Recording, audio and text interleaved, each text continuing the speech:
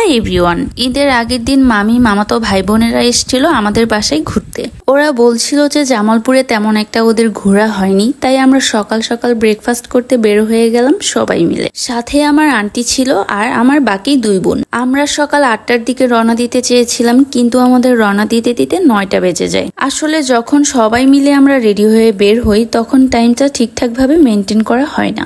আমরা সবাই পরোটা আর তন্দুর রুটি নিয়েছিলাম, সাথে ডাল আর সবজি। পরোটা আর তন্দুর রুটিটা ভালো ছিল, হালকা তেল দেওয়া, আমার জন্য একদম পারফেক্ট। ডালটা তেমন একটা মজা লাগেনি। সাথে সবাই 1 কাপ করে চা খেয়েছিলাম। চায়ের সাথে পরোটা খেতে আমার বেশ লাগে। সবাই মিলে গল্প করতে করতে মজা করে খাচ্ছিলাম। আর আমার তো ঢং করে ভিডিও না করলে হয়ই না। এইদিকে আমার মামাতো ভাই চা একদম পানির মতো করে খাচ্ছিল। খাওয়া শেষ করে এখন আমরা যাব বিজিবি ক্যান্টিনে মিষ্টি কিনতে। আমার কাছে মনে হয় জামালপুরের মধ্যে বিজিবি ক্যান্টিনের মিষ্টিটাই সব থেকে বেশি মজা। জামালপুরের মধ্যে কোন দোকানের মিষ্টি সব থেকে বেশি ভালো লাগে কমেন্ট করে কিন্তু জানাবেন। বিজিবি ক্যান্টিন থেকে মিষ্টি পাউরুটি কিনে সোজা চলে যায় আশিক মাহমুদ কলেজে থাকা অবস্থায় তো প্রতিদিনই আসা হতো, আর এখন দেখা যায় যে মাসে 1 থেকে 2 বার আসা হয়। দরকার ছাড়া আসা পড়ে না। আমার মামাতো ভাই বোনেরা ঘুরতে চেয়েছে, তাই ওদেরকে নিয়ে এসেছি। কারা কারা এই আশিক মাহমুদ কলেজের স্টুডেন্ট ছিলেন আর কারা কারা এখনো পড়াশোনা করছেন তারা কিন্তু কমেন্ট করে জানাবেন। হঠাৎ দেখি তালের শ্বাস,